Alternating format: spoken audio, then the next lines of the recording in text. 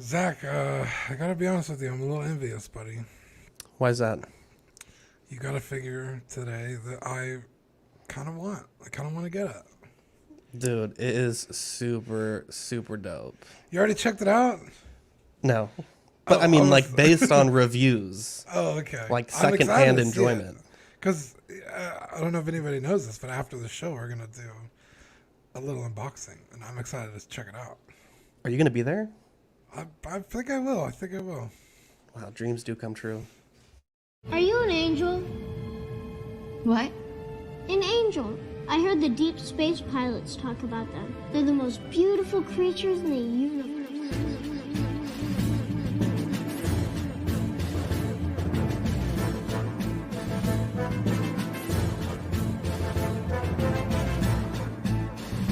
Hello there. We are tonight's entertainment. We would be honored if you would join us. You got a billion toys. You brought in the doll collection. These are not dolls, Jim. These are commodities. Same as gold or oil. 5, 4, 3, 2, 1, 0. You are now listening to the Collecting Weekly podcast. This is the true form of floor gang right here. Very nice. YouTube.com/collectingweekly. Thank you very much. That's very cool. Big. Hey guys, my name is Zach. I'm Dean. Welcome to this week's episode of Collecting Weekly. It's a weekly podcast where my friends and I talk about the things that matter the most to us this week in collecting. That's right. We want to thank our sponsors. Water Scrapyard and 1/6 Corner. Bro, how do you not remember these things? My God, you're killing me. You always talk about being the pro, about being a pro, and then whatever, 2 weeks in a row. My God, you know when you mess up, I just let you move on. And I never mess up, dude. It's impossible. You mess up all the time. I don't think I've messed up in years, probably. We have, honestly, a very short show sheet today, but we are here. We are live. The show must go on. I am coming back from just this awful cold. I don't think it's the Rona, but if I'm clearing my throat a bit or if I sound a bit stuffy, bear with me. I am on the up and up. So let's check in with the chat. We have Toy Mafia, Eddie Mendez, Everyday Collector, Danny Lee. We have a Facebook user there. Mario Cortez, KJ Smith, Archangel, Dave Yun in the chat. What's up, guys? So Dean, it's gonna be a good show, but before we get into it, let's kick it off with the world's favorite podcast segment. Yeah, buddy, are you ready? Yes. It's new this week. Yeah, what'd you get new this week? So I got, dude, I talked about this so long on the show. I ordered this back in this October, actually. I was gonna say December. It was even before that. Like, my order went in on the 31st. Like, it was supposed to, like... Anyway, this is from a custom tailor on... he has a store, but I did it through eBay. Thought it was from Echo Base, because you waited so long. No. That's none of my business, though. As you sip your tea. Yeah, this is a satchel for the 1/12 scale Black Series Mandalorian. So I put my little Grogu in there. And then a custom cape or cloak. The cloak's probably a little too thick of a material. I don't know if you remember the one you made me for my... I think mine is better, if I may say. It honestly is. If I have them side by side. Now, do you want my old cape? Well, I have one. It's not the right color now because it's brown for... Just dye it black. Season 1. Or first appearance Mando. Yeah. But dude, I spent stupid money on this. I'm just gonna keep it. But yes, I was gonna say it's not as nice as the one you did. But it is nice. It's serviceable. I ended up having to glue it anyway. It came glued, but I was like, I'm not gonna take the helmet off. That was a mistake. I should have taken the helmet off and then popped the head back on. But these Black Series, like, don't come apart like they used to. No, dude, this fucking head on this figure, I'm speaking from the experience of the first one. Yeah. I feel like I almost threw my shoulder out just trying to yank that bitch apart with hot water. I remember. Dude, that did not work. Because that happened to me also with the Kylo Ren from a few waves before. But like, I mean, even from like the Force Awakens, you could pull those figures apart all day and night. But they really have upped their yeah, they don't want you taking those quality. bitches apart, dude. Yeah. So I was like, no, I'm just gonna like stretch this cape over the helmet. It popped the seam immediately, so I had to glue it. It was glued anyway, so it's not like I ripped it or anything. But it's nice. I like it, but again, it's not. The satchel is super nice though, so I really do enjoy that. But as a whole, like unit, I like it. It came together really nice. That's not too bad. Now I had a good week. Rainer knows a guy that somehow came across a case of these Black Series Hunters from the Bad Batch. And these, I don't think they're street dated until April 1st. So we got these about 2 weeks early. That's what I thought. Yeah. I was like, I think he got these early. Because you were like, let me know if anybody finds one. And I was like, no one's going to find, they're not out. And then lo and behold, Rainer found the guy. Yeah. So, I mean, this is an excellent figure. The unmasked portrait is great. The accessories are really good. My only complaint, and it's not really so much a complaint with the figure, because in the actual show model, I don't think Hunter has a holster for his pistol. It just kind of appears out of nowhere. He doesn't have a weapon storage for the pistol.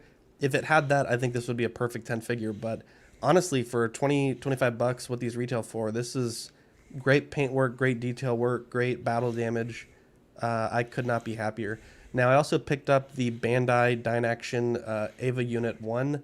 We're going to be doing a live unboxing about 30 minutes after the show. I have to do the edit and then post that. And then once that's posted, we'll be going live. I think I'm going to be joined by Dean, Danny Lee, and Eddie for that. So we'll usually finish the show about 9:30, 9:45. So about 30 minutes after that, we'll be going live. I also had a bad bit of luck. So if you guys know, I've had a lot of PC problems the past like 3 weeks. I picked up a PC. He just can't get his political correctness under control. He just runs around offending everybody. Picked up a gaming PC last week. Oh. And within 5 days, the power supply died. And it's not like it's a shitty no-name power supply. It's an EVGA Gold power supply, like pretty reputable brand. But I, didn't really have the option to exchange it, so I had to order something new. And that should be in tomorrow, so fingers crossed that my PC luck will improve. In fact, I don't trust anything at all, so I ended up buying a 2 terabyte external hard drive. I'm just going to start keeping all my data on this, so if something happens, I could just unplug it and plug it into something else, because at this point, even buying it, I'm usually the kind of guy that skips the warranties on things. I was like, no, I want the 3-year Geek Squad. If this bitch dies, like, I need this to be fixed. Like, I can't be dealing with this anymore. And I will say I'm fortunate that the power supply dying happened within the first 14 days, because Best Buy does allow you the free exchange or refund within that time frame. So, if it happened on day 15, 16, I'd be kind of shit out of luck. So you just got a completely different computer, or what happened? Well, when I talked to the guy, he said it's something about that, the way the PC's put together, like maybe the power supply is too little for that computer or something. But he says even though it's using a good power supply, that brand, like that particular model, has some power supply issues that they know about, and that's why as soon as Geek Squad got it, they took it to the back, and like 2 minutes later, they're like, yeah, the power supply's dead, And I didn't really do anything that crazy. I mean, Victoria uses her work laptop like 50 hours a week for work. I put maybe 30 hours on that computer in 6 days. And then I went to do an update. It was a basic AMD Ryzen driver update. Left the room, came back about 30 minutes later, and it was dead. So really upsetting. I'd finally gotten LSPDFR and everything working, and now I got to redo everything. So hopefully we'll have a new PC and we can start our gaming streams. I know Dean was saying he wants to work on a Collecting Weekly gaming logo, so we'll maybe hit you guys with that sometime. Yeah, because we could start doing like, I could even like log in and start doing like a Call of Duty stream. Like we could do all kinds of stuff. If gaming is something you guys would be into, let us know. I'm into it. I'm here for it. Right. Yeah. Now, let's get into the news, starting with Present Toys Doc Holliday. Now, there is obviously, anytime something like this comes out, there's always people in the hobby that are very upset by things like this. And there's also people in this hobby that are really excited. Now, it's my understanding that this is a recast, at least the head sculpt, and maybe a sort of a rework of a previous outfit set. But we've said before, there's not really... one is certainly bad, right, to take something and copy it, but neither are morally perfect, you know? And so I don't really fault people that want to maybe pick this up for $130, $150 and not spend the $1,000+ on the low run, never ever going to be made again version of this character. Yeah. There's not a price yet or a release date that I could find. But Dean, what are your thoughts on this figure, the set, the way it looks, and just the concept of surrounding it? I've said this before, and I'll say it again. Now, the original sculpt, like, that was just somebody who made the sculpt, or it was a company? Can you hear me? Oh, I'm sorry. I thought you were putting a no, I'm asking you. Like I'm sorry. I was taking the sip. I thought maybe you muted for something. I'm sorry. This is, it's my understanding that this, Danny Lee says this may be the Rain Man sculpt. So I believe it's not an original sculpt. But it was like just like it was like a third party low run sculpt by an artisan. And then this was... I've said this before on the show. I think I'm pretty consistent with my opinion on this. They didn't pay any licensing fees to make the sculpt. They didn't, go through the correct channels to make this product and sell it. So someone already pirated it in a way, right? So for the next guy to just copy and paste it, I don't care. Like, they're not hurting anyone's feelings. You know what I mean? Like, the guy who originally did it already made his money. He didn't have to pay anybody to do it. Not only that, but it's my understanding that a lot of these customs, once they're done, especially the limited run, like one of 30, one of 15, once they're done, they're just done, right? No matter how much money you have, you cannot go to this person and say, hey, I'd like you to make me one.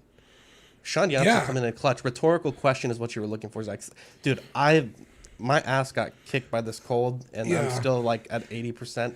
But I think I will say this, Dean, putting my money where my mouth is. We mentioned the Jinx K sculpt, right? Yeah. Jinx is doing another run. And if my stimmy hits between now and I believe the 22nd of this month, I will be purchasing that through the legitimate method, right? Yeah. So... I mean, it's almost like, you and I, not me specifically, but Collecting Weekly, we did a run of Sebastian Shaw head sculpts. Yeah. Now, we made it a point to not make any money on it. It covered our costs, and if you got one of the head sculpts that we printed, did we cast them or print them? We cast them, right? They were resin printed and then casted. Yes, resin printed and then casted. Cast. Is it cast? Cast. Anyway. Yeah. If someone takes that head sculpt and starts making casts off of it, I'm not going to lose any sleep because I know I did the right thing, right? Or we did the right thing. Yeah. Specifically with that file, the caveat of using it was a free file, was you can reproduce it. You just can't profit off of it. Right. Which so we literally we actually lost like $40 producing I think we made like and then shipping them and stuff. Yeah. But like someone who knows that they're making a sculpt of an actor and that actor is not going to get a penny of whatever money they make, like, I'm sure they're not losing any sleep either. Now, if somebody takes to Facebook and they're like, they stole my head sculpt. Like, okay, did they though? Because, again, you've already pirated it in a way. So I personally I don't find any offense when people do this. I think it's great for, like you said, there are people who don't want to spend $1,000 on this figure, and some dude is not going to make a head sculpt again. And there's obviously a market for it, otherwise nobody would be doing it. So I don't know. Maybe I'm an asshole. I don't know. I personally we are assholes. Oh, I mean, I don't need to say maybe. I know I am, but in this case, maybe I'm more so. I don't know anything about this character or this movie. It's going to be our movie for next What? week if you guys want to watch it. Wait, time out. I think I was going to talk to you about that before we went live. I forgot. I think we should probably push it to the week following because Justice League's coming out this week. Oh, okay. Okay, that's fine. All right. Well, Justice League's next week and the week after. And then will be Tombstone this the week following. Dude, this movie is the ultimate bro movie. Okay, Like- you told me that about The Usual Suspects. The Usual Suspects. I don't think I told you about that. Or maybe That it movie was is not the Tombstone. It was this movie. The Usual Suspects is not a... I remember a long movie time at ago, all. you need to watch this movie. I never watched it. Maybe it was No, I Tombstone. did tell you need to watch The Usual Suspects. Oh, I never okay, told you it was okay. a bro movie. Dude, The Usual Oh, Suspects, that shit blew my fucking mind, dude. Kaiser Oh, Soze. okay. Now, Yeah, well, okay, yeah, okay. I've never seen this movie. I don't know anything about it. The actors in it look stacked. dude, Looks Dean, like a really good movie. one of my dream edits of all time of someone to draw for a sticker is me, you, Manny, and Rainer as the four main characters of this film. They have a shootout, and when they walk up, they're all strapped with big mustaches and everything, and they just look fucking badass. Danny, That's my you heard dream him. edit. You get on Danny, it. please, I will literally pay you, Danny. I'm your Huckleberry. It's the episode title. That's where this comes from. But I'm tempted by this, and once 1/6 Corner gets it, I might have to hit up Jenny for it. And they did say Justice is coming, and they showed the silhouette of the other main characters. So it would be great if they actually made the full set. I think that would be really flushed cool. them all out. That'd be cool. Yeah, that'd be. Michael Michael Bean's in this movie. He plays crazy. Johnny Ringo. Sean Fear, there's not a price yet. He says, how much is it? Yeah, no price out yet. So we'll keep you guys updated. Now, up next, Big Bad Toy Store did send an email this week. They said, we've acquired the Pacific Rim Atlas Destroyer from an alternate vendor at a lower cost. Therefore, all new and existing pre-orders have been reduced from $59.99 to $44.99. Nice. So, That's definitely not an bad. email you get every day. That's not an email you get every day. And I will say, I got to give them a round of applause. We give Big Bravo, Bad Toy Store yeah. a lot of shit Dude. for some of their prices lately, but this is very well received. And Dude, can I tell a story really quick about BBTS? oh hell yeah, dude! Please, we need This- airtime today. This guy, I believe it was on one of my Figma groups. He was like, guys, I ordered this figure and it went to processing today and it still hasn't shipped. Like, what do I do? And everybody was like, yeah, their ship processes for 3 days and then it takes them another fucking 2 weeks to ship your shit. Just be patient. It was literally less than 24 hours from him putting in the order. I just thought it was so funny because that's really my only complaint with BBTS is how long it takes them to ship your shit. Now, you save on shipping, right? $4, you really can't beat it. Now, they make up that price somewhere, but it's nice to see something like this where it's hey, we're fucking actively trying to save you money. It's only $5, but that counts somewhere, right? I just thought it was hilarious. It was that guy had clearly never ordered from BBTS before, and everybody in the comments was sounding off dude, you're gonna be waiting a long time. I usually have that bad luck with Big Bad Toy Store, but boy, they ship my shit fast. Do they? I ordered that Dine Action on Sunday, and I got it. What's today? What Wednesday? the fuck? Really? Dude, them motherfuckers shipped it fast. Every time I order from BBTS, sometimes I think one time it was 2 weeks. I was like, why haven't they shipped it? I was about to call them. Yeah. And then they finally shipped it, but U2's is a new meme vinyl that's coming out. They retail $24 to $29, releasing May 2021.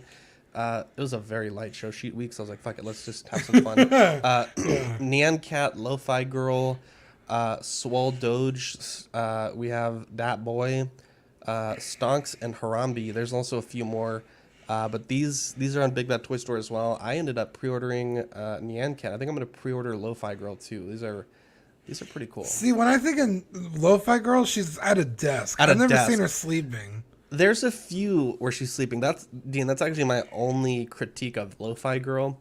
But I've seen a few, but most of the ones I see, she's at the desk. Yeah, she's by the writing window. a book or something. Mm-hmm. Yeah, exactly. Dude, these are fucking hilarious. I That like the boy. Doge.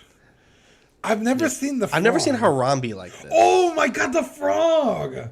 That boy, dude. It just popped into my head. Yeah, okay. The Doge, the Frog, the Stonks is my favorite. But I think I might have to get Harambe from my friend Joe. Because our Patreon member, Joe Corbus, he literally cannot talk about Harambe without crying. I mean, can anyone? It was devastating. It's such a sad tale. I mean, like honestly, when it happened, I bet if I talked to him about it now, he'd be fine. But like literally, like when it happened, he was so like hurt. It was really, really sad.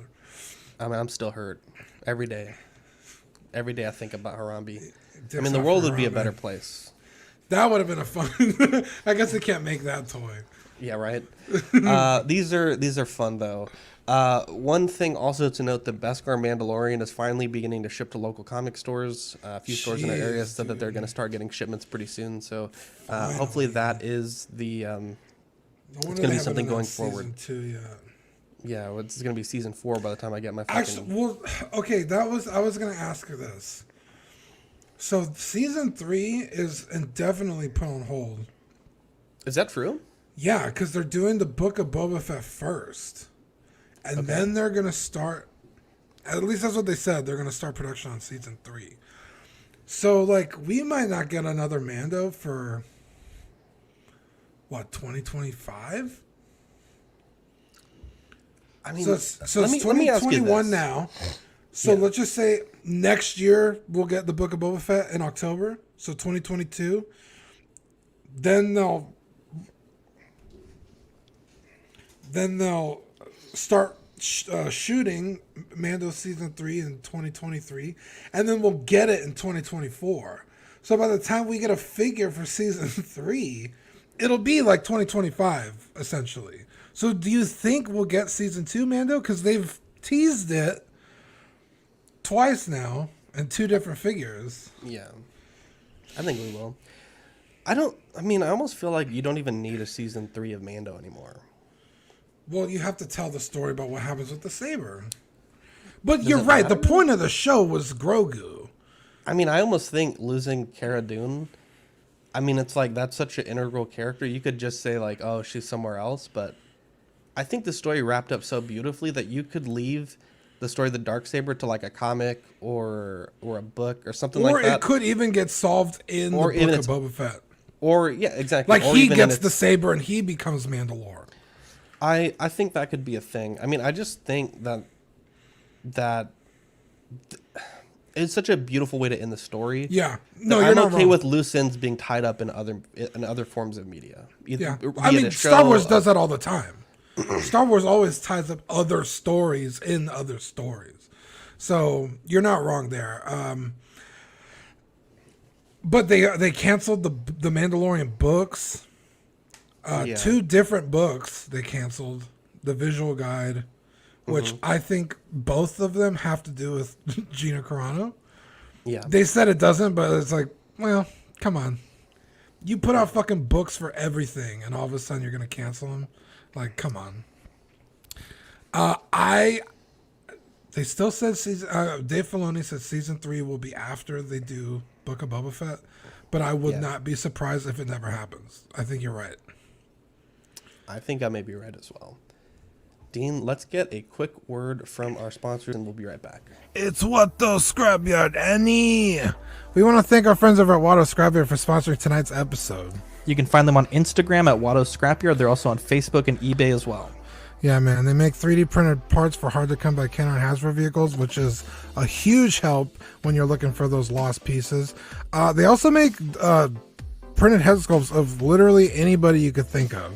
Literally anyone. They've made a head sculpt of me. They've made head sculpts of PewDiePie for you. They've made all kinds of Jedi, all kinds of characters from the Star Wars universe.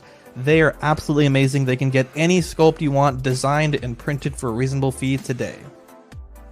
We also want to thank our sponsor, 16 Corner. Zach, I absolutely adore 16 Corner. They are the best in the biz. Great prices, great customer service. You send them a message, you don't get ignored, you don't get pushed to the back of some line.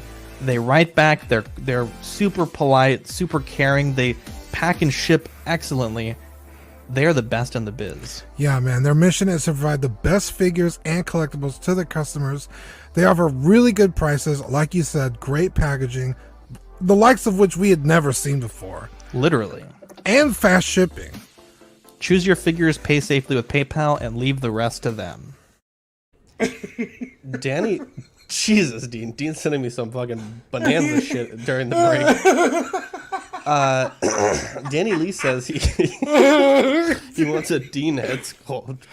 Oh, Jesus. Yeah, that's a thing.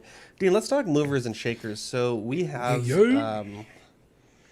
DC obviously is coming in hot this week. Dude, swinging, right? A lot of people say that this movie, Justice League, the Snyder Cut, completely redeems what was I guess what you call it, the Whedon Cut, the original, the theatrical release. Seems to be very well received. And I thought it would be good to talk about the concept of hot and cold collectors, people that shift their collections with the current film trends. It can be a very expensive thing to do, selling things maybe cheaper than you might want, and then buying things when they're hot at a more expensive price. I know you wanted to touch base on it, and I'll let you take it over. Yeah, and I see, and I don't think I'm guilty, but I'm sure I've done it. But I've seen you do it, and you stopped. You did, because I kept calling you out. But you used to do it with Iron Man. You did. Don't lie. True. That's true. Dude, it took every bit of my being to not pre-order Mark 85, and I'm glad. Yeah. Not that I'm saying I'm glad I didn't because it's a bad figure, but it's expensive. It just doesn't fit the way my collection is going. Yeah. No. Sean Yahtzee says, I feel Brian is being attacked. This is not about Brian. This is not... Who's attacking Brian? Is an angel walking among us on God's green earth, okay? It's not about Brian. It's just... does Brian do this? Oh, it's because I said Iron Brian Man? said it too. It's a subtweet. You know what, Brian? I'm going to have to hit you with one of these. Daddy, chill. And Not like this. Not like this. Nothing to do with Brian at all. Brian is a beautiful angel. Guys, we're all in the same toy groups. Like, we all collect 6-scale for the most part. I've done this a lot, and it's expensive. Exactly. What we're talking about, if you haven't caught on, is when Star Wars movies are coming out or the Mandalorian episodes are coming out, everyone's buying Star Wars. Everyone's pre-ordering Star Wars. Perfect example, if I may interrupt. Go ahead. Jedi Luke, after season finale of Mando. Yeah. People were buying that shit like it was hotcakes. And it got pricey. I mean, these things, I'm sure if you listen to The Economist, it's all supply and demand, right? If there is not a lot of people selling and the demand is high, it's a seller's market. The price, shoots up there pretty quick. Yeah. You know what I mean? Now, and then with the DC coming out movie, all the wanna buy posts, all the sale posts are DC. I need a Superman. I need a Batman. Anybody have Wonder Woman? Where's the Flash? Anybody have the fucking Cyborg? The statue. Motherfucker, statue is like $400, dude. And then it's like, I'm selling all my Star Wars stuff to get. It's like, but I know you just bought all that Star Wars stuff. I watched you do it in the groups. Yeah. I watched you comment on every post. And then it's like when the Marvel stuff starts coming out, it's like, I need Vision. It's like, dude, you had 6 years to pick up a Vision when Age of Ultron came out. Now all of a sudden, just because he's on the show, you need a Vision? Like, it's this hot and cold stuff. And like you said, it's very costly if you do this. And I was telling Manny a long time ago, because I don't think he was super guilty about it, but he would kind of lean one way real fast. Like, I need a Kylo Ren. Or, I want to get this. I was like, dude, hone your collection. Get a real focus. Like, what do you want to collect? And stay the course. So he did it. All of Manny's figures are like his personal grails. And then every once in a while he'll splurge and then he'll use that as like trade for later. Same thing with me. I was like, if I buy every Star Wars figure, I'm never going to stop buying figures. So I was like, I'm going to hone it to A New Hope and then sprinkle in clones here and there. And then like with Zach, he would buy a bunch of Star Wars and then he would start selling them for all the Iron Mans. And then the movie would fizzle out, and Star Wars would come back, and he would start selling his Iron Mans. And I was like, dude, you need to stop. And he did, and he's been real good. His collection is super impressive now. Because he used to have like 4 shelves that he would rotate. Yeah, it was literally, dude, when you say 4 shelves, it was physically one detop with 4 shelves. It wasn't 4 shelving units. Yeah, it was literally 4 shelves. And he was like, oh, I'll sell this Iron Man and I'll buy a Stormtrooper and a Boba Fett. And then like he would sell those 2 to get the Iron Man he just got rid of like 6 months ago. I was like, dude, what are you doing?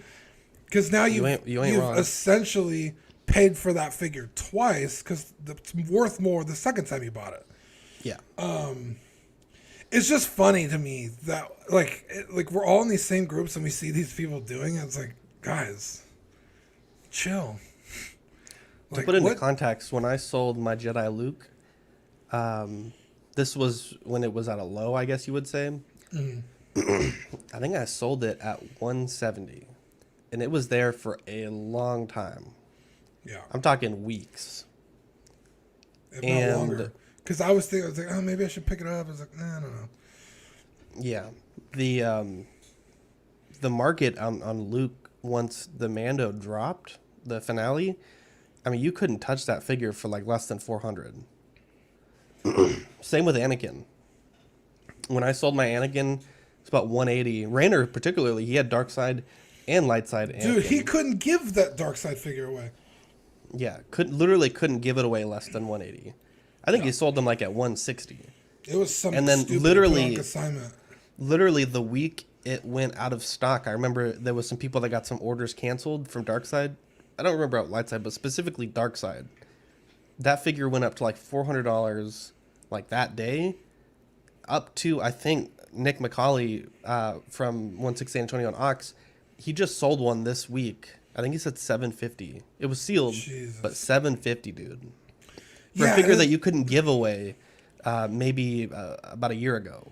Yeah. Actually, almost about a year ago. So a little bit more, but so the way I do my collection, and let me just highlight this. I think about selling it, and then I think to myself, is this something I'm gonna want to buy again?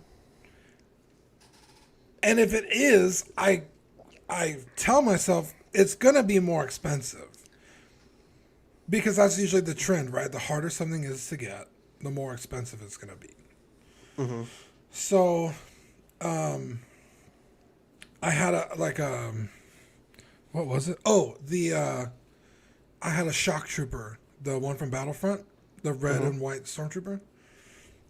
And I wanted to sell it. And I was like, like it's not in any of the movies. It's not in, it's not something I see myself picking back up. Because I think I bought it from you because you kind of were just, I don't really want it. And I was like, I'm collecting troopers right now. So I sold it, and I haven't missed it. But when I think of like Anakin, it's like I could probably sell my Anakin for $500, but I really like Anakin as a character. Like, why would I sell the Anakin? It's like, I don't really like Wonder Woman that much, so I could sell that figure and be okay. Yeah.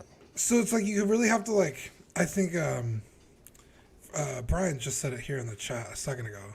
Yeah. About the long game. Where did it go? Yeah. Brian says important to have a vision versus goals in collecting. Play the long game. Yeah.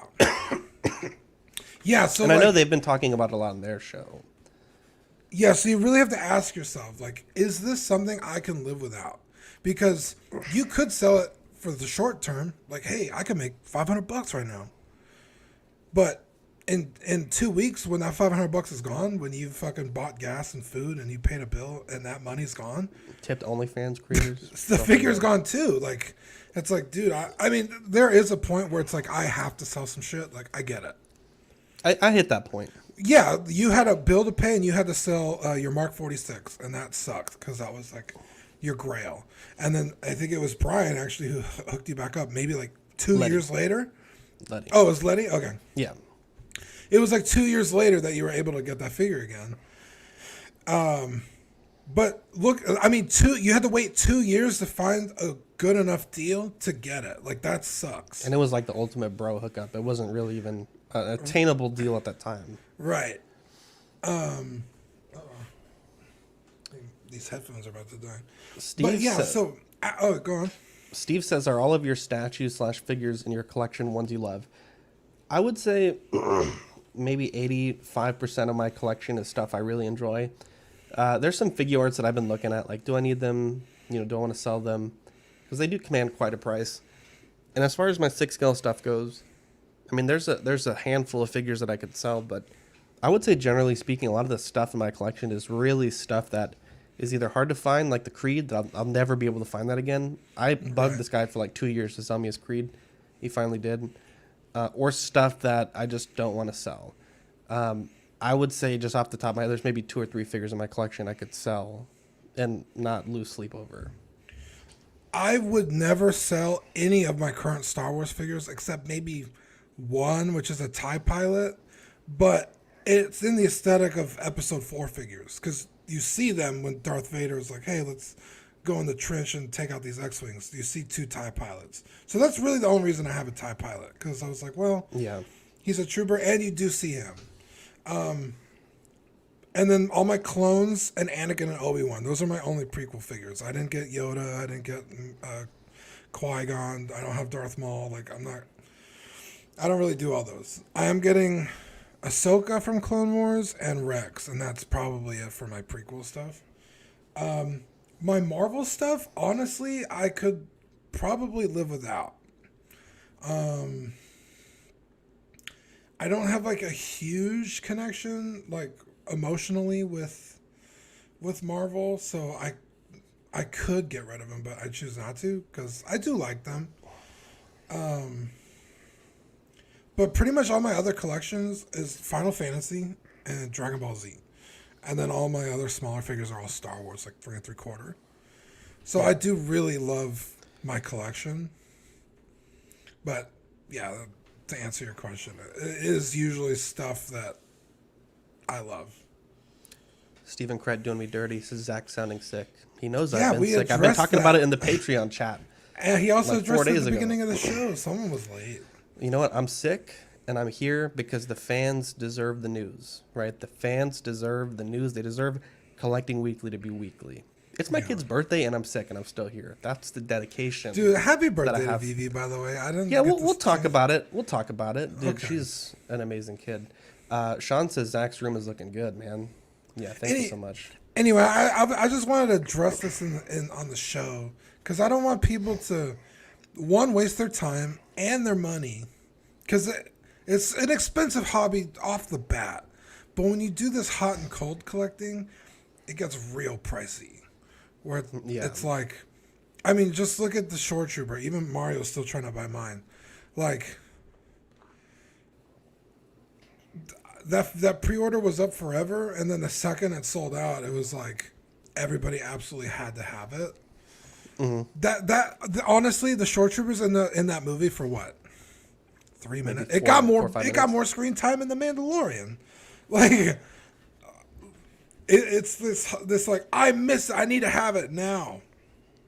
This hot and cold that bites people in the ass. Katy Perry. Dean, do you want to know what really? Science? You want to know what really grinds my gears, Dean? What we just talked about is that grinds my gears. Oh, that was a you thing, my guy. That was a you thing. I wasn't really offended over it. Okay. There was a post that just a heads up, the new re-release of the 6-scale Mythos Obi-Wan has a new body with single joints and very poor articulation. Dude. It is drastically worse from the first release. I saw this is egregious. We're doing this hashtag Obigate, hashtag Elbowgate, hashtag Make Elbows Great Again. If you guys want to use those hashtags on social media, that would be great. Now, I will say this. First and foremost, the original Mythos Obi was solicited, I think it's like 2 or 3 years ago, right? Right. And Sideshow does a thing where when a figure sells out, they will continue to produce it. And there's nothing wrong with that. Right. I'm willing because this figure got really expensive once it sold out. I was like, guys, they're gonna make it again. This figure was so incredibly well received that I do not have any problems with them re-releasing it. And I want to make that very clear. Yeah. Additionally, I want to make it very clear that at this point, this is probably still a rumor. It hasn't been officially confirmed by Sideshow, though I've seen 3 or 4 collectors already that have had this issue and that have brought it to our attention. Yeah. Now, the first thing I will say, people are saying the fabric quality on the new version is worse. And I will say that going from fabric 3 years ago to buying bulk fabric to reproduce this figure, getting the exact fabric can be difficult. And I'm willing to give them a pass on that. You know, I've bought fabric before for projects, even just a few months ago, and then trying to re-find it, specifically the cape fabric. I've not been able to find it. And so I know that that is a thing, and I'm willing to forgive that issue. Yeah. Additionally, there's some rumor that maybe the paintwork is less than on the reissue. You can see there on the left, the weathering's very subtle. On the right, it's kind of ham-fisted. I was going to say, and the I will weathering say, on the clothing actually looks a little better on the new one. Yeah, and I will say, you know, within the realm of these samples, I mean, this could just be a really bad sample. So I'm not going to really talk about it. I want to mention it, but I'm not really going to go in on them. Yeah. The thing that I have a lot of issue with is this figure was advertised in almost every different spot with that double jointed elbow pose, grabbing the saber, grabbing the backpack, grabbing the accessories. And it is a really integral part of the marketing of this character, right? To put emphasis on this backpack, which has, you know, the mythos accessories. Yeah.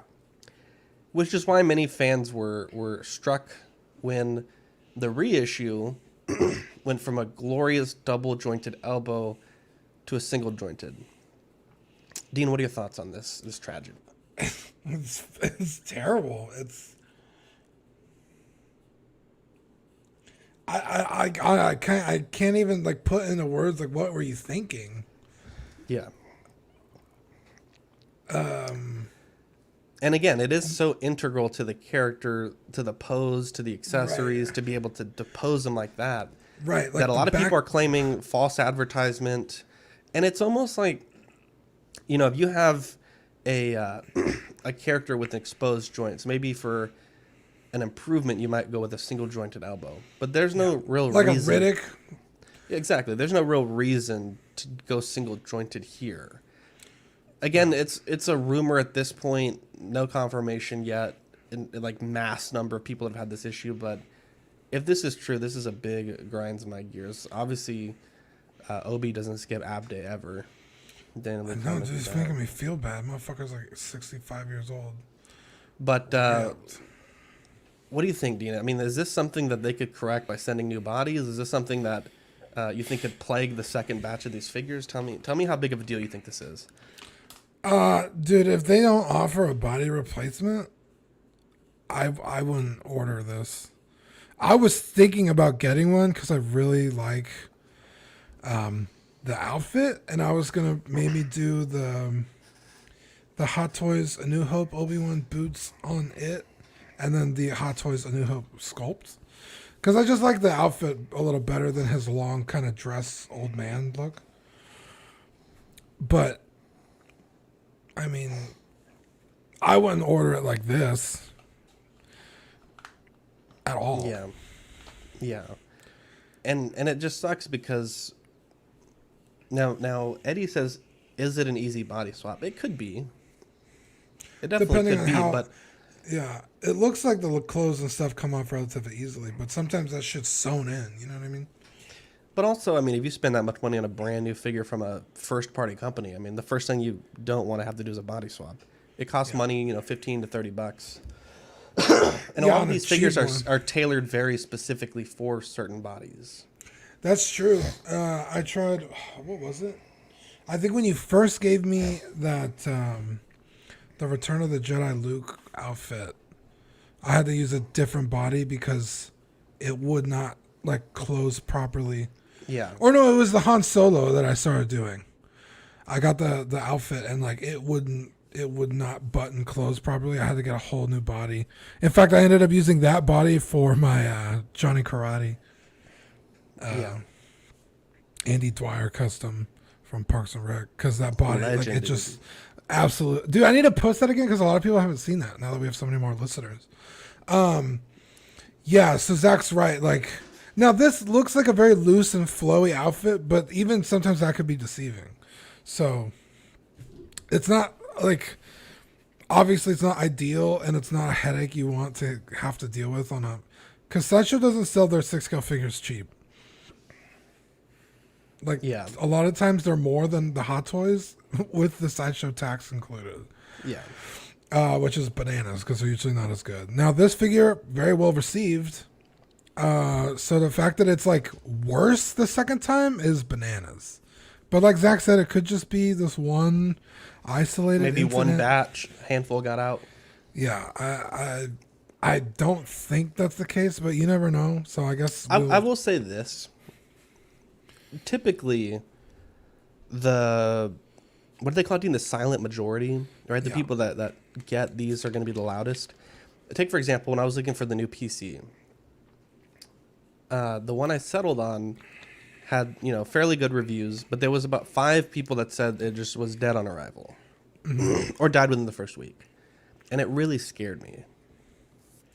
So I went to their number 1 PC, the highest rated, the most expensive, like the combination of the highest rated and the most expensive.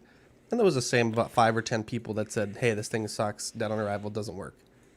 But I think in any case, you're going to always have, most people get something that's good. They're not going to make a post about it or say something positive. But I think if you get a negative experience, you're more likely to if you go to Yelp, majority of the things on there are complaints. It's never how great somebody had it. I mean, if you think about it, if 20% of a computer just didn't work, like 20% of the units they sent out, I mean, that shit would get pulled, right? It's probably 1%, and it appears to be 20% of the users, but it's really just those people that were wronged and felt wronged wanted to leave a review. Which is crazy, because it's like, how did they even report that their computer was broken if it was not working? Well, they have phones and maybe another computer. I have another computer. My computer broke. I was just being a smartass. I was like, Anyways, let's get into some TV news. The Falcon and the Winter Soldier is debuting this Friday on Disney+. I will say I'm not the biggest fan of the Falcon or the Winter Soldier, but I will say the trailer looked pretty good. They released like a little sizzle reel the other day. I think I'm going to have to check this one out. You going to check this out, Dean? Maybe through illicit ways, perhaps? Yeah, I'll have to stream it or go over to Rainers or something. Someone says my voice sounds weird. I am ill. My guy, I'm under the weather. Should we just put up a banner? Let's just put up a banner. Let's see. That's Eric. Mariscal? Yes. Okay, Eric, I'm actually banning you from being an admin right now. He's only in the chat that we were talking about it in. Dean, let's get over to HBO Max's 2020 release. They got a fucking fuego. Dude, they're coming out fucking swinging. March 18th, Zack Snyder's Justice League. March 31st, Godzilla vs. Kong. Mortal Kombat, April 16th. Space Jam, July 16th. The Suicide Squad, August 6th. Dune, October 1st. I'm fucking so excited for that. And The Matrix 4. Dude, December The Matrix 22nd. 4 took me by surprise. I didn't know we were getting it this year. Yeah. I was like, what? Because, wait, doesn't John Wick come out the same week? Wasn't... Dude, Keanu was busy, man. Yeah, I think those are like competing movies this year. John Wick and The Matrix 4. So I gotta find somewhere to watch that shit. Yeah, definitely. So these are gonna be pretty good. I know Dean. So Dean, you don't have HBO Max? No, but I just talked to my family about getting it. So. Oh, okay. Because I need it by, 3 I would days say from worst now? case if 4 we're days from healthy now? over the weekend if you want to watch it. But Dean, I will say, can we talk about this for a second? Dude, we could. Zach, this is our show. We can talk about whatever the fuck we want. You know what, Dean? Do I have that button still? I don't know. I have that button. Oh, there we go. This is my show. I do what the hell I want on my show. How are you feeling on renting this theater, Dean? Dude, for Kong, I would like. Can we talk about the logistics, please?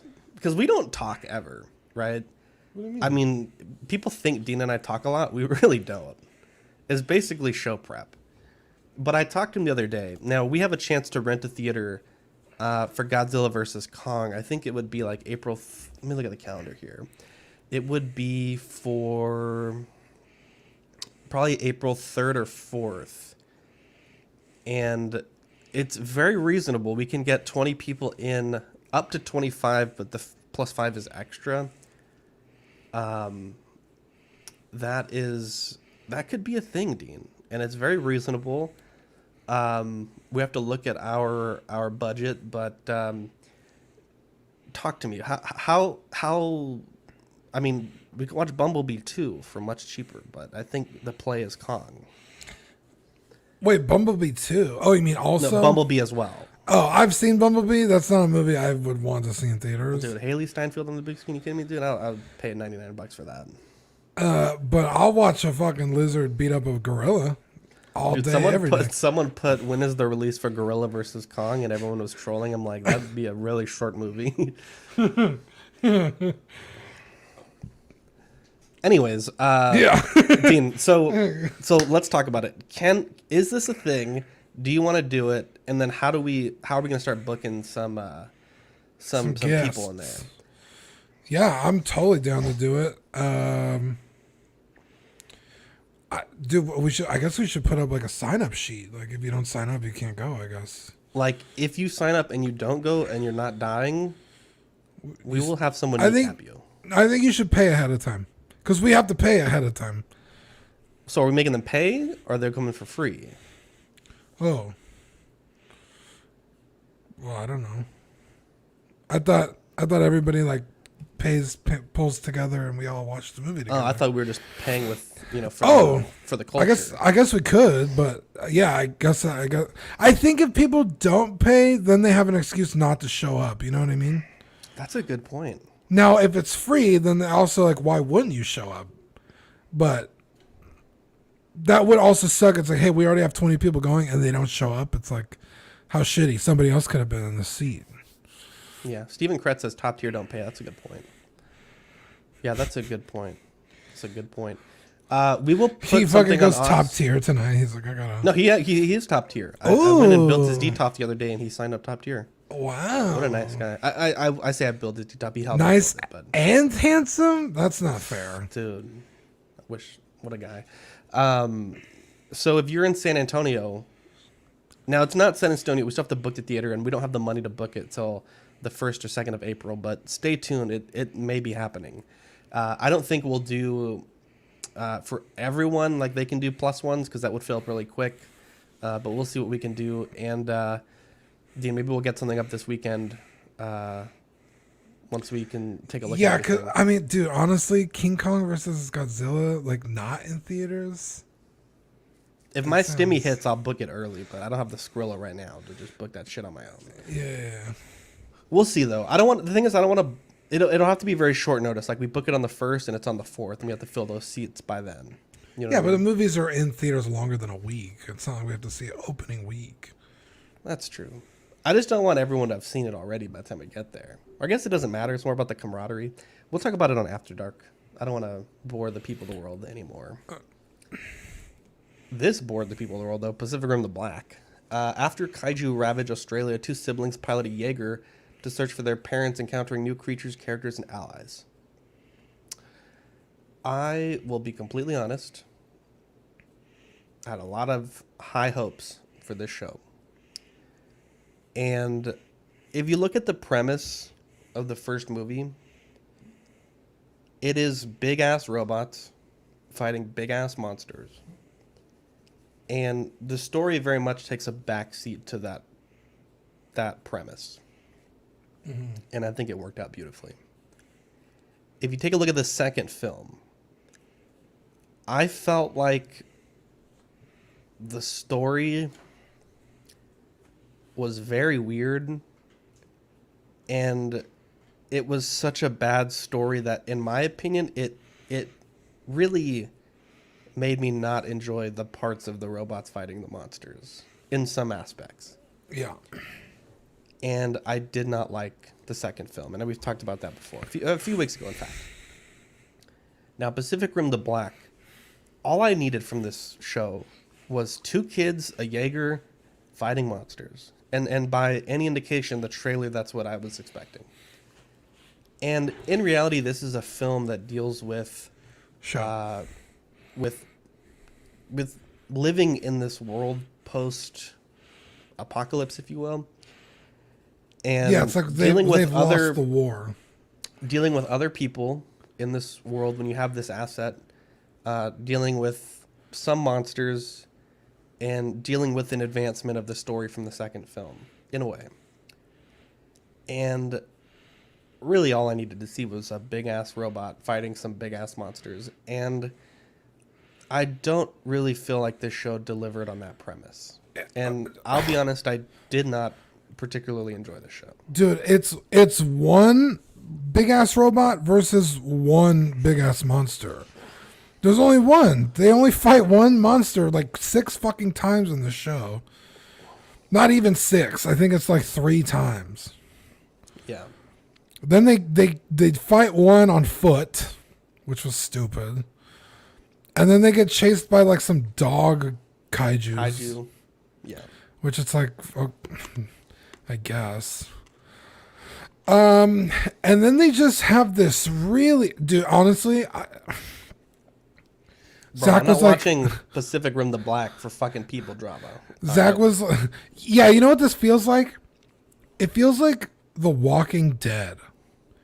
Where it's like, I want a good, like, I'm going to shoot a bunch of zombies today. And it's like, nope, a bunch of people are going to try and steal your weapons and your food. That's a great point, dude. And then your wife is going to fuck your best friend. And everyone's going to hate each other. That was the first episode. I missed that part of Pacific Rim: The Black. No, I'm just saying. Oh no, that's from The Walking Dead. So it's like you said, it's like there's too much people drama in this show where it's monster versus robot. In The Walking Dead, I just want to see them kill a bunch of zombies, not fucking fight over who gets to fucking have, I don't know, fucking marshmallow duty that week. You know what I mean? Like, it's like, fuck, like, this is fucking boring. And then the premise was so fucking stupid. And thank God it ended where it did, because I was literally like, Zach, I'm not watching this anymore. And then it was like, oh, that was the last episode. I was like, thank you. This was so stupid. Because you were like, oh, there's this thing that happens in the show. And I was like, I bet I know what it is. And I texted it to you, and you were like, yeah, that's exactly what it is. I was like, yeah, I could see this shit like writing on the fucking wall from a mile away. How dumb the premise was. I was like, it's so stupid. I bet they're going to do it. And they did. That being said, they do kind of allude to it in the previous movie. Yeah. So it's like kind of like a natural progression, but like the way it's executed is not good. And then there's like these like religious zealots at the end of the show that they like kind of allude to in like episode 3 or 4. And then they show up and you're just like, that was the dumbest fucking thing I've ever heard. And then the show ended. I was really excited for the show, and like the first 3 episodes felt like a chore. And then the following, I actually liked the first 3 episodes more than the last 4. The first episode was cool. I was excited to like, oh right, like let's get to the next episode. And then I was like, well, this is not good. Yeah. The Jaeger's already out of power. And then like, I don't even remember what happened. They got a power cell and it didn't work. What happened? This movie does what? Show. Show. The show. It does what Marvel does, but like way worse. Okay, Yeah. so like a Marvel will give you like an Iron Man, right? And you're like, dude, this guy is so fucking cool. And then like in Iron Man 1, for example, he has to use that janky ass V1 arc reactor, and has like all his cool powers basically nerfed. And he has to find a way to do what he needs to do with that nerfed thing, limitation. Right? Yeah. They'll bring up a hero, and then in the third act, Spider-Man, for example, loses the tech suit, has to, fight in the homemade suit. Yeah. I was really expecting this show to be totally different. Like, there's a scene when they first get the Jaeger and they're encountering Copperhead, which is the big Jaeger in this show. Yeah, right here on the right hand side. And Taylor is like, let's, unleash all the barrage. And then he has this, like, vision of it happening because it is, like, drifting. Like, you're using your mind to control these mechs. And Loa, which is the AI, is like, target destroyed. And I'm like, hell yeah, dude, this show's gonna be fucking dope. And then she's like, which is what I would have said if this Jaeger had any weapons. And I'm like, bro. Yeah, I was like, okay. The best part of the robots is they have big fucking swords that come out of their arms, or elbow rockets, or pulse cannons and nukes. By the time this Jaeger gets weapons, the show is literally over.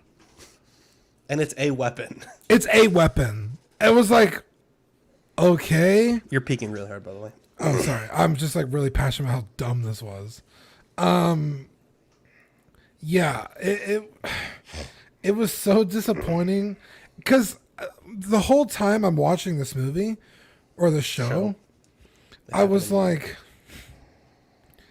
yeah, I was calling you out every time you did it. I feel bad because I just did it. Anyway, the whole time I'm watching this show, I'm like, okay, so the best trained pilots in the first two movies with Jaegers that are top of the line with every weapon under the sun are having difficulty defeating these kaiju. And then it's like, hey, here's a couple kids with no weapons and they're beating them at every fucking turn. I was like, that's a dumb concept. That's a really stupid... This thing should have been fucking jam-packed with fucking weapons. Because in the show, when it starts, their parents are Jaeger pilots. And they have their own Jaeger. And that thing is cool. But it's technically old tech. By the time they get to this one, this thing's like state of the art. It has an AI. The other ones don't have an AI. Even in the movies we've seen, it doesn't have an AI. So it's like, dude, this thing should have been... That's why they should have been winning, is because their technology is so much better.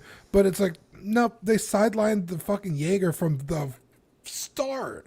It's so... it was not enjoyable. I will say, if I could give a little bit of credence, all the kaiju in this film are category 3, which is like a pretty low grade kaiju. I believe the kaiju in the first one was category 5. And then Copperhead, which is now a designation, not a particular name of a specific kaiju. I believe the one that took out Gypsy Danger was a category 4. And they're like magnitude of difficulty harder to defeat as the categories go up. With that being said, that's obviously a very specific thing that probably no one cares about. It's also like kind of like, who's to say which one's harder than the next? You know I think it's what I mean? by size, like how big they are. I don't know, man.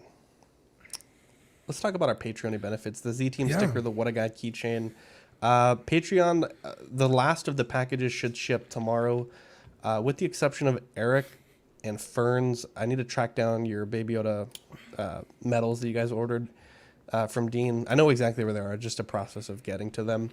But thank you for bearing with me, everyone that ordered the Patreon stuff. I've been sick this weekend, so my goal was to ship them on Saturday, and then it obviously was supposed to happen today, but I was still hacking up stuff, so I don't want to be in line at the post office. Like, you know, everyone thinks I'm like fucking patient zero, so I really appreciate everyone's patience on that. Dean, give us a shout out for these lovely gents. Yeah, we want to shout out Ben Porter, Sean Fear, Ian Seeby, Renee Mendez, Eric Mariscal, Quinn Aguirre, Leo Lemur, Hernandez, King Louis, Mark Pearson, what a fucking sweet angel, Paul Schreiber, Lisa Martin, Bamansky, Sweet Danny Lee, Deanie Martin, Stephen Crett, Big Ol' Fern, King Zach, Caesar Mariquin, Bo LeBoyd, Eric Ruiz, Mario Cortez, Stephen Percha, Sean Yutzi. Did I get that right?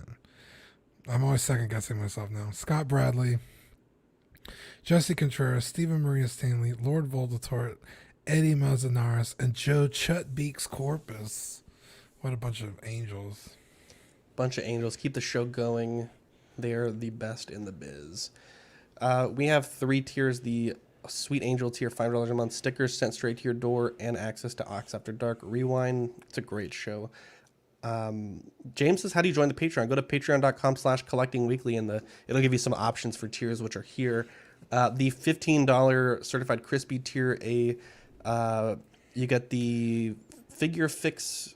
Wow, I literally can't read. The official certified crispy certificate on your first pledge. Assistance with figure fixes by myself. Just message me beforehand, and all the benefits of the previous tier. The $25 What a Guy tier, which is the 18x24 silhouette on your first pledge. Doubles of all the stickers we send, and one Sculpteer painted by Darkside Customs after 3 months, and all the benefits of the previous tier. So there are some options there to fit any budget, and 100% of what you guys pay towards that goes to funding equipment. I know Dean needs some equipment for his mic. It kind of all janky. Yeah. And so it doesn't go to buying us hot toys as much as I'd like it to. It really goes towards upgrading the shows and improving the quality. And mailing all the stuff we mail. Yeah, pretty much. We spend a lot on postage. If you like our podcast, you want to chat with us outside of the show, Collecting Weekly Auxiliary is where we goof, we gaff, we laugh. It is it's a great little group, not too big, but it's one of those groups where everyone knows everyone, and it's definitely a good time. We have an unboxing tonight. It'll be probably maybe about 30, 45 minutes from now. I'm unboxing the Evangelion Unit 1, so that'll be happening. Like I said, just here in a few minutes, and that's under our Collecting Weekly live unboxing banner. So, is someone joining us for the unboxing? Danny, Eddie, you, and me, I believe. Nice. I was gonna say Eddie, you should jump on, but he's gonna be there. So we got a great lineup of shows. Small Talk, I believe they're going live this Thursday. Dude, look at this fucking page, dude. We're stacked. Beaut. Look at this network. I just need the gaming logo, and then we can really put it all together. Yeah, well, I'll do that while you do the unboxing. I'll work on That's a great idea. Maybe we could debut it live. OFAC, their episode is uploading Thursday. They've already sent me the file, so that'll be good to go. Rarities, theirs is going to be uploaded on Sunday, so in a few days here. The Joy of Hobbying, I don't know when the next of that is going to be. Creeps Are Us, Manny, I think, is rebooking the next show. Stay tuned for that. The Collecting Weekly Live unboxing, it is happening in about 30, 45 minutes. Basically, as soon as I'm done with this edit, we're going straight into opening. We also have another one tomorrow, another Collecting Weekly Live unboxing with Eddie. He's unboxing a Beta Ray Bill statue, I believe from XM Studios. After Dark should be going live on tomorrow at 10:30, depending on how I feel, how everyone's feeling, we'll let you guys know. And then In and Outs of Collecting is, I believe, going live this Friday. So definitely a stacked lineup this week. And we're real excited for you guys to check that all out. As far as friends of the network, 6 Scale Scavengers, Brian, Chris, TC, a bunch of angels there. Optical 20, one of the best in the biz. Great guy. He had a pretty banging live stream the other day. JB Collection, sweet girl, always gives us our shout outs. KG Collector, the Wonder Kid. Rogue 16, Matt, and Steve over there. I think Matt just did an unboxing. I believe it was yesterday or today of the Rancor? The Rancor.